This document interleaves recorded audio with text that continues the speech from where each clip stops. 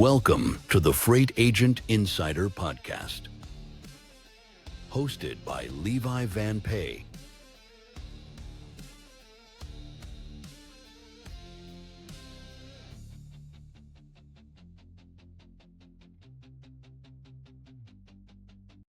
All right, we're in. Welcome, everybody, to Freight Agent Insider. We're excited to have you back in. Hope you got your popcorn ready today. It's going to be a good one. A little weather update for you. We are now into December, at least up here in Wisconsin. It's 0 degrees. So I am in full Christmas attire for the entire month, maybe going into January. I don't know if this hat is coming off. We might just leave this thing on. I love Christmas time. Before we start, be so kind to get on YouTube, TikTok, Spotify, even LinkedIn. If you haven't already liked or subscribed to Freight Agent Insider, always appreciate it. The likes, the comments, 5-star reviews always helps with outreach. Smash the bell icon as well for the auto alerts to new episodes for the show every Monday, 9 a.m. Central. If you have any questions for our agents, for our brokerage owners, go to freightagentinsider.com. Go to the page, talk to us live, and you can record a question, comment, or anything else for the show, and we'll air that live to be answered by our guests.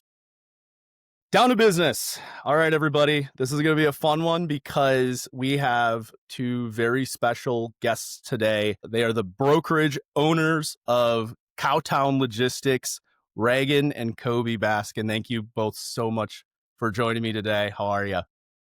Great. Thanks for having us. Absolutely, Levi. Thanks for having us. Colby, we've talked in the past, and I remember our first conversation. I was like, I got off the phone with you. We talked for probably 20, 30 minutes. I'm like, that is the nicest guy that I've ever met in this industry. I was so impressed, man. And it's easy to see why you've become so successful the way you carry yourself. I appreciate that. It was a very fun conversation, and always great learning more about you too. Well, I'm an enigma, man. There's always something to learn about me. I want to ask you guys, how did you get your start? Colby, I see your posts all the time. You do a really, really good job of branding yourself and Cowtown. But how did you both get your start in the freight world and build your brokerage up to what it is now? Yeah, it's a great question. So it started from me back in 2010. I graduated from TCU with a supply chain degree. And, I looked around at a couple places to try to have my first job, and, got the job offers back and did not really seem like what I wanted. So my dad gave me a shot. He had a very small trucking company going. He had a few cargo vans and straight trucks that just ran the DFW Metroplex. And, he gave me a chance to drive a truck. So I drove a truck for him for 2 years. And then I ran the warehouse for him. And, I saw an old piece of junk flatbed sitting in the back. And I was like, well, we never used this thing. What is this thing? Yeah. So I learned how to strap and tarp and do all of that. And I ended up growing the fleet to 100 flatbeds total. Like, that was kind of my thing. I really enjoyed that. That was like a 10-year span to grow that. And then in 2014, to back up a little bit, Raegan was on maternity leave and helped start the freight brokerage while she was working with another company. So, yeah. Let me dive into that. So Please do. in 2014, Colby had taken that flatbed and really ran with it. We got a few really good customers here in Fort Worth. And as you know, if you have trucks, they're never where you need them to be. Mm-hmm. We needed more trucks out of the DFW area. So we partnered with some of the carriers here locally, started the freight brokerage, as Colby mentioned, when I was on maternity leave in 2014. I was busy training scribes across the country, about 4,000 people a year in emergency rooms. So Colby started the brokerage while I was working another gig until 2019. That's when Colby and I started working together full time. I think one of the first questions we always get is, do you get tired of each other? There was a few years in there where we literally breakfast, lunch, dinner, drove to work together, Sure. Drove home from work together, and we still haven't gotten tired of each other. Probably because, as you mentioned, he's one of the nicest guys I know. I'm not married yet, but my girlfriend and me, I don't know if she could put up with me the way that would probably be required. So extremely impressive that you guys are a true power couple operating this thing to the highest potential. Does the brokerage itself, I know you mentioned, Kobe, you had a lot of trucks at one point. Does the brokerage still operate capacity, or have you kind of moved away from having your own trucks?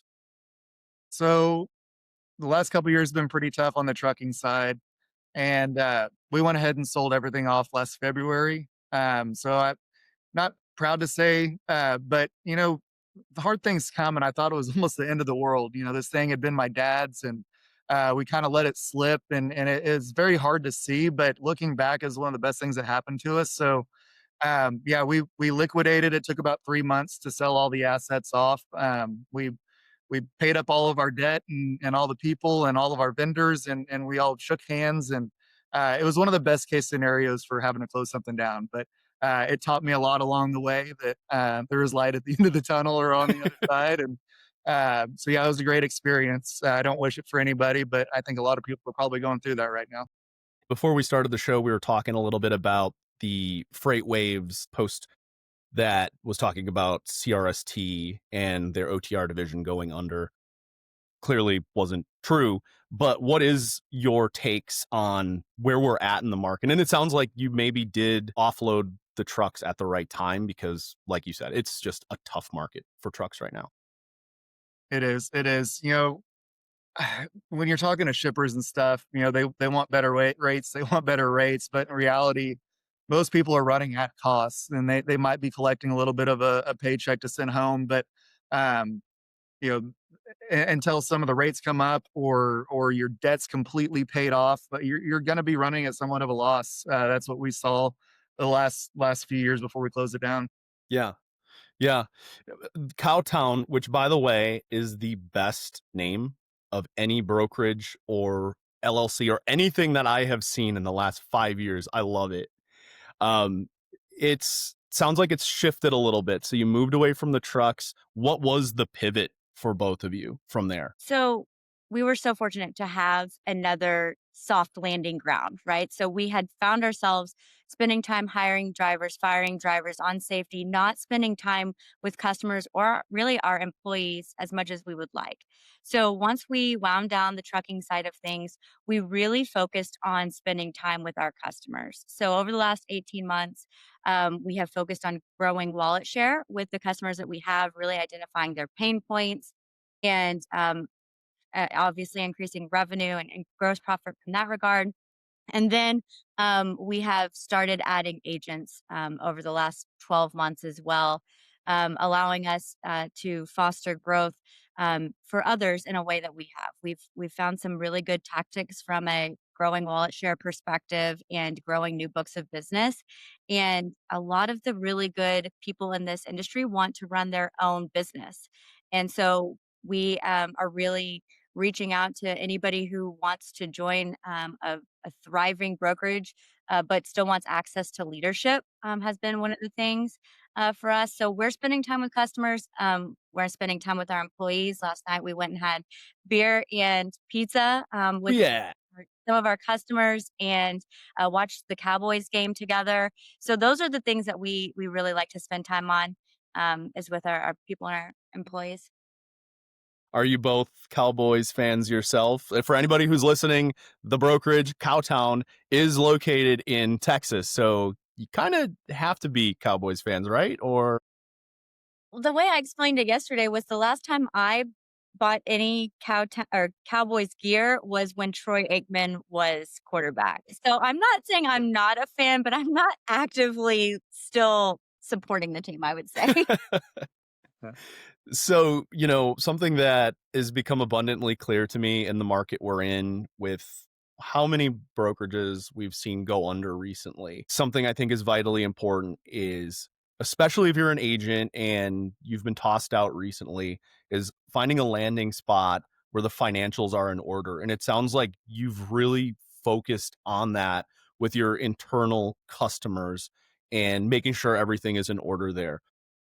Was that kind of the first step for you guys, was making sure that was fully in order and then expanding your agent program? It's another great question. From the first like 5 years I did it, I kind of did everything myself, of course. So I knew my customers. I wasn't onboarding a ton of them, so I was able to see that history build up of cash payments and stuff.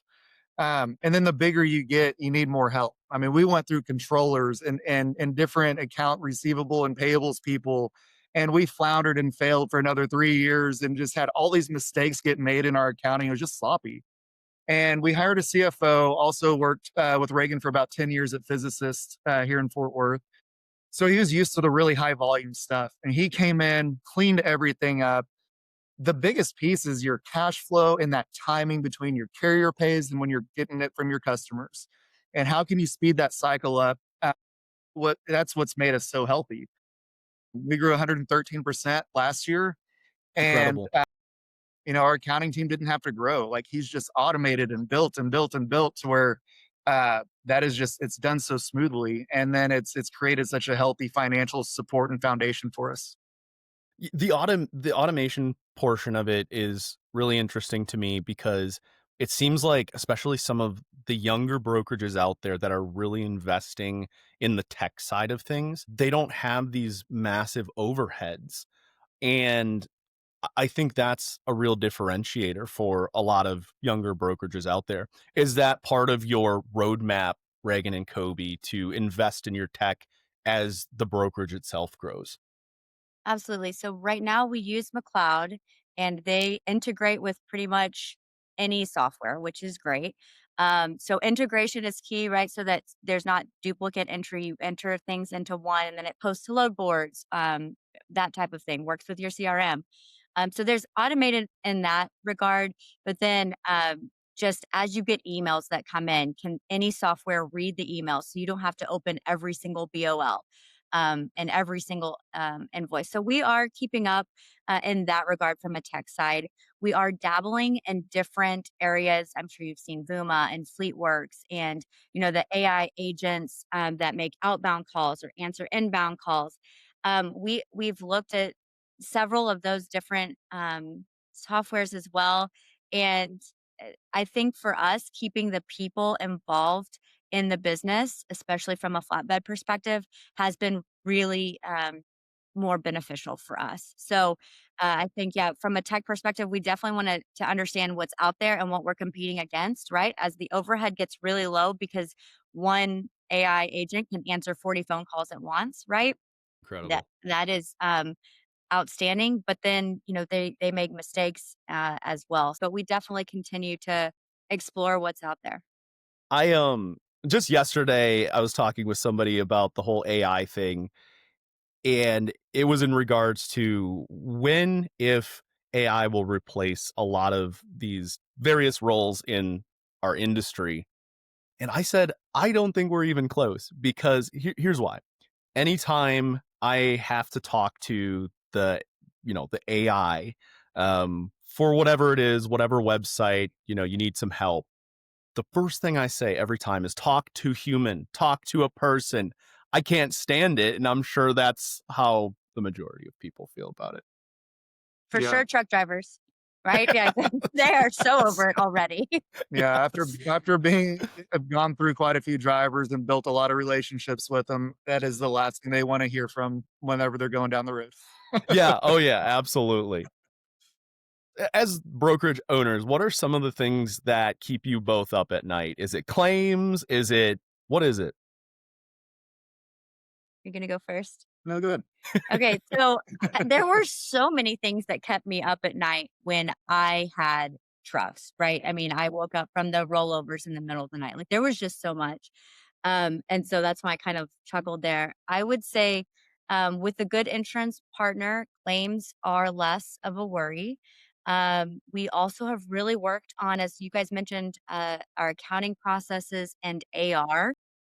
So we don't have a bunch of, outstanding people who were worried about going out of business, that type of thing. So cash flow is pretty good. So I would say org chart is probably what keeps me up at night.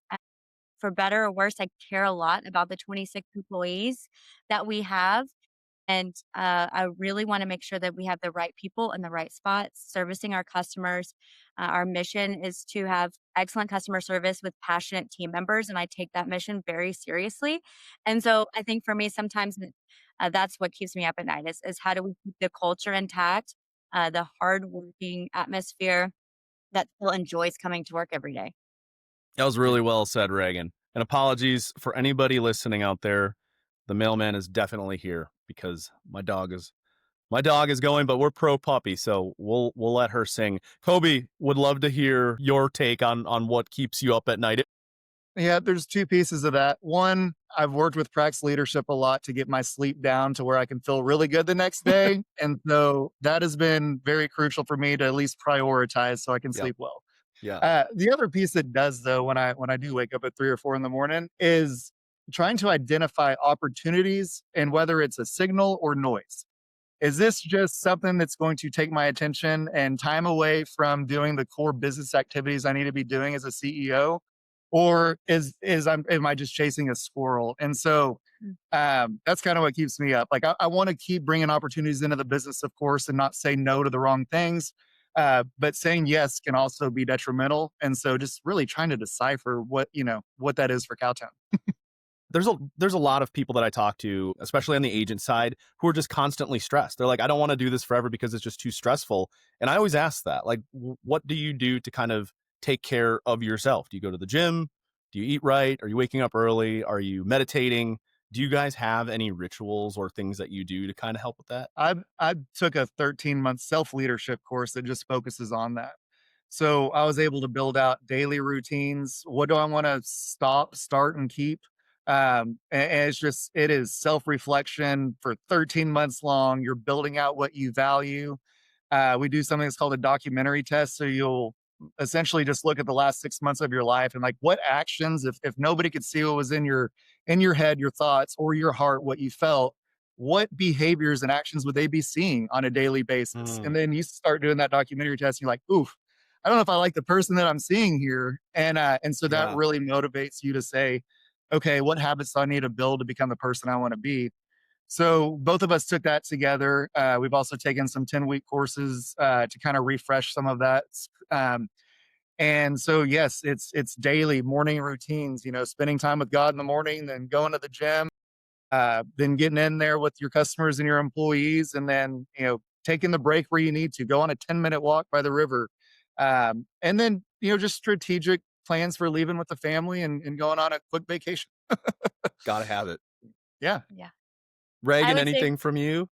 I'm super fortunate to be mostly a positive person, right? And so for me, it is just practicing that gratitude every day. Being like this is a choice, right? Like you're choosing to be in logistics, we're choosing to run a business, and the world is happening for me, not to me. Kind of mentality is often what I live. Like just try and live by, right? If I feel myself in the whirlwind, I can feel my heart rates up, taking a few deep breaths, going for a walk, but like trying to remember why we're doing this, right? We're only here for so long and Yes. really bring that this is for me and for a lot of people, it's more than just a job, right? We spend so much time and energy doing this that it can't just be a means to an end. It's a life that you're living. And so reframing that stress into how do I want to see myself? What do I want to do different? How do I want to raise my kids? Like just a lot of big picture thinking instead of this in the weeds, life sucks and it's happening to me. I always say when the river of life starts feeling like it's just got you in the current, what you need to do is swim to the shoreline, grab your axe, and just start chopping down the trees and forging your own path. And I think there's a lot of W 2 brokers out there with these crazy KPIs, and they have to make all these cold calls every day, and they have no control of their lives, and they're stuck in traffic for an hour going to and from work. I think they're looking for what you offer, which is the agent model. Can you both tell us a little bit more about Cowtown's agent program and what you're offering? Yeah. The more we see and the more people we talk to, it's so much is said about the support, right? And I've heard so many definitions of what support mean to people Uh-huh. that like I couldn't even put it on a page now.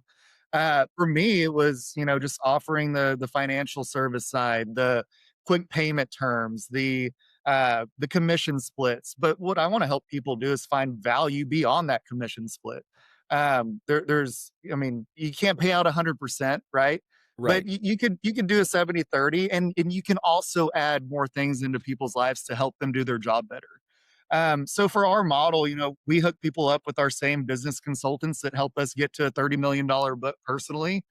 And then, if they need help with a sales system, like we can plug that in as well. It's more custom. We don't bring on a lot of agents, but we do select a few that we resonate with well, and that Yes. don't want a bunch of boundaries in the way of a big freight service, where it's hard to onboard a carrier, for example. Yeah.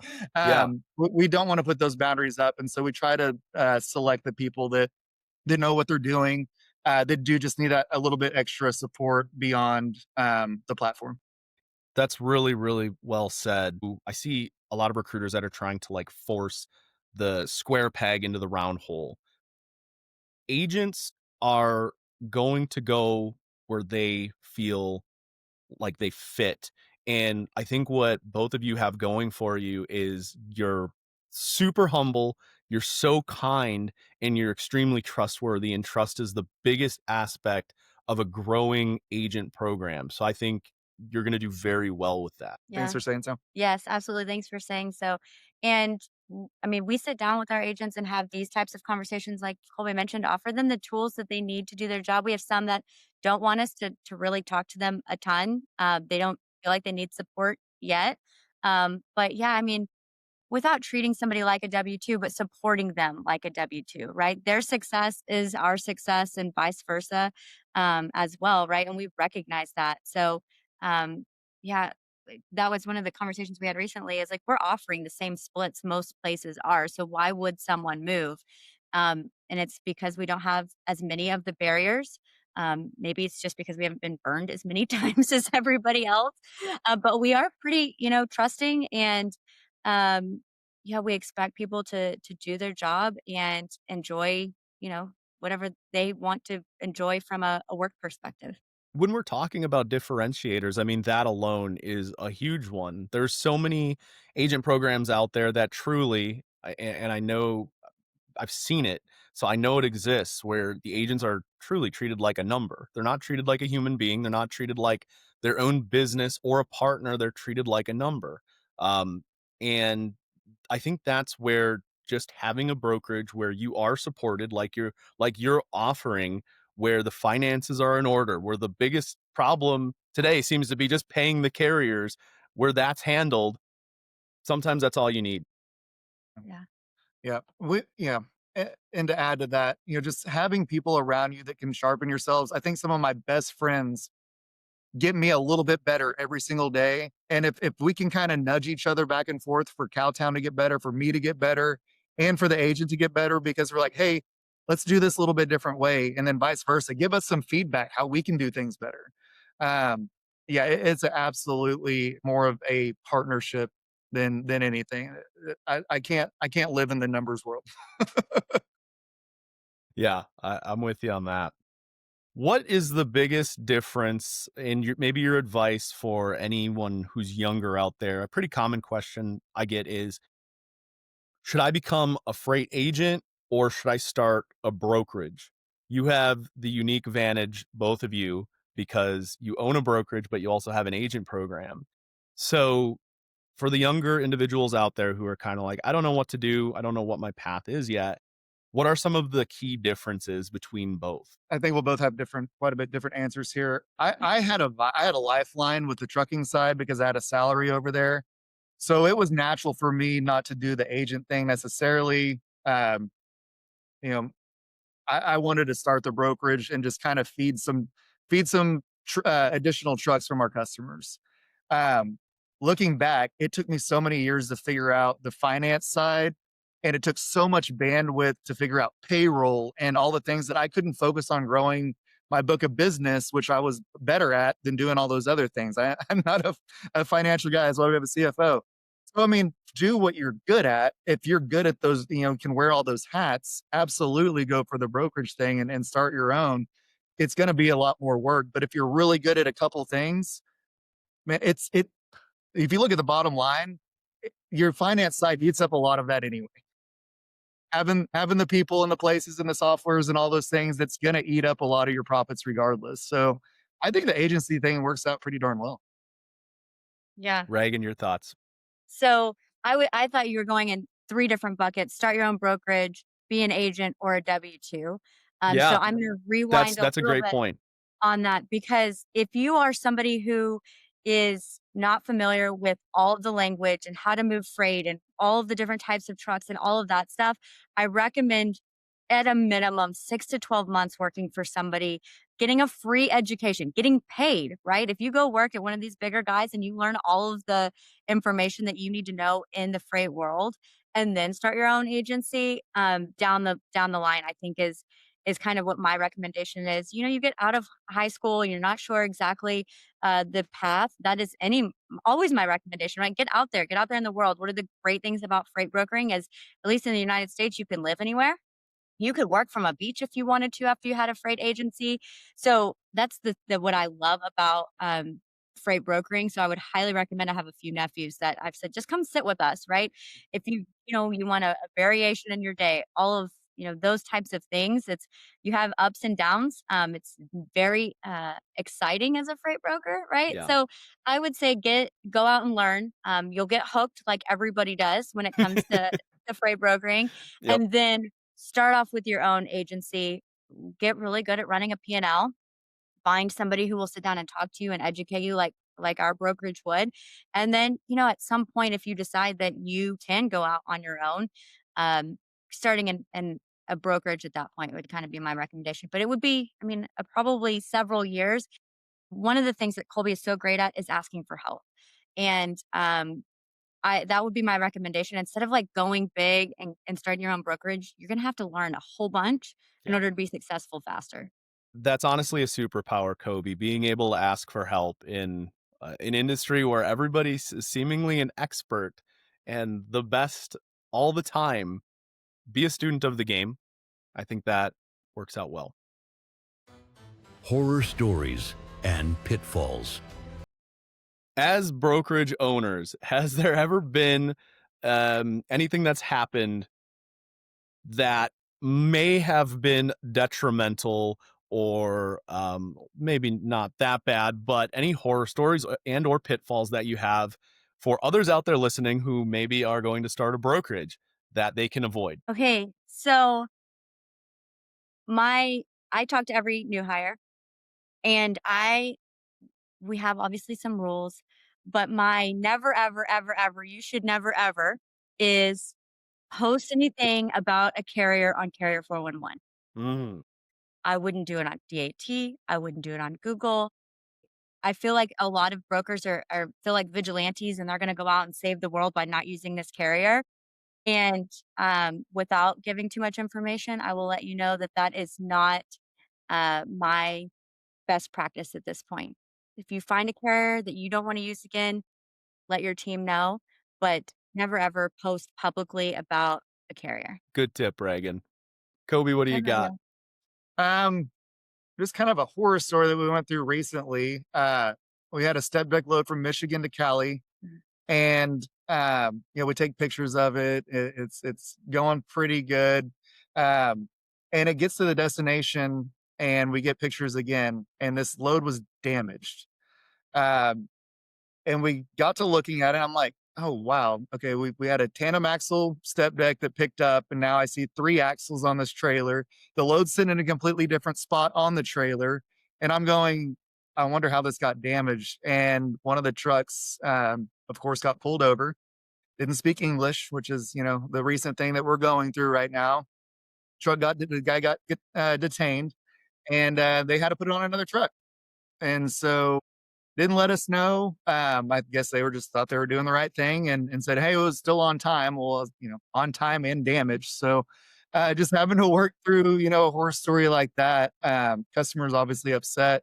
We still have them. We've got a couple strikes with them left. Thank goodness. Yeah. It wasn't too bad, but Sometimes some things are just out of your control, in this industry. Oh yeah. People think they're doing the right thing, and they're just doing you a disservice as well at the same time. So, yeah, that was a recent one. I'm glad we still have the customer and everything, but Yeah. it's a tough one. I'm happy to hear that you still have the customer, and it's just going to happen. And I'm glad that it it ended well for you. Hopefully you have many, many more strikes to come. But how did you handle that, Kobe and Raegan, like to retain the customer and obviously try to rectify what had happened? This one was on our book. We had a relationship with them. We invite them out to different events, and that goes a long way. We go visit them. They come visit us, and that is the only thing that really got us through it. If we didn't have 10 rights for the one wrong, if you will, then it could have gone completely different. They just would have moved on, to be honest with you. Yeah. Yeah. Strengthening those relationships is just so key in this industry. Like Steve Bear said on the last episode, relationships is a word and a phrase that gets tossed around a lot in this industry, but it is key. Freight Agent Insider Tips for Success. As we wrap up the episode, is there any tips or advice that you have for anyone out there listening to get to the level that Kobe and Raegan Baskin are at with Cowtown Logistics? Something that comes to mind is that we've really worked on this last 12 months is an ideal customer profile for you.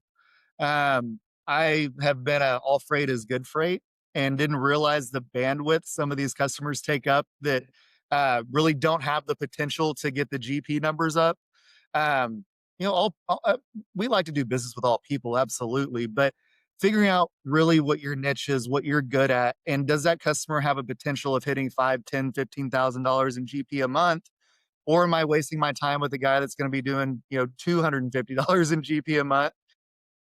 That's really helped us kind of narrow down and get rid of some of the time that it takes to move these loads.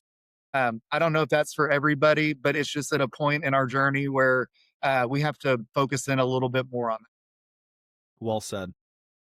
One of the things that you often mention is availability versus ability. Your customers want you to be available and obviously have the ability, but our focus really has been on being available for our employees, available for our carriers, and available for our customers. So I think we're in a day and age now where if you'll pick up the phone when someone calls or you'll reply to emails quickly, you're going to make some really good friends and therefore good customers. So being available and being responsive is just really like what we focus on both for our employees and with ourselves, right? Like I think from a business owner perspective is you'd be like, I'm the owner and I don't need to respond super quick or whatever, but we treat every single relationship and response very importantly. And that's if you're growing a book of business as an agent, that would be my recommendation. That's huge. Again, differentiator. Brokerage owners who are present. I know a lot of brokerages that have PE, they have overseas owners, and you have no idea what's going on in the background. So being available, wow, that is big. Raegan, Kobe, thank you both so much for coming on to Freight Agent Insider.